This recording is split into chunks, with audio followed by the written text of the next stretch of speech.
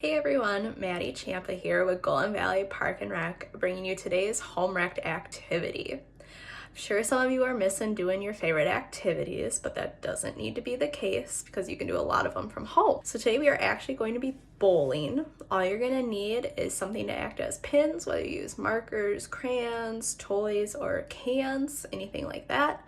And then you're going to need something to act as a bowling ball. I will actually be using a orange, as you can see. You can use a marble, a bouncy ball, whatever you have. From there, you are going to set up your bowling alley and you can get started. So let's get bowling. Welcome to my bowling alley. I'm gonna grab my bowling ball and do my first turn.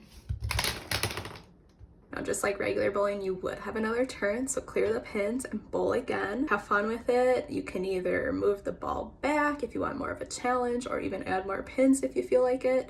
You can keep score, or you can just play for fun. There's a lot of different things you can do. Good luck. Hope you get lots of strikes and spares, and we will see you again tomorrow.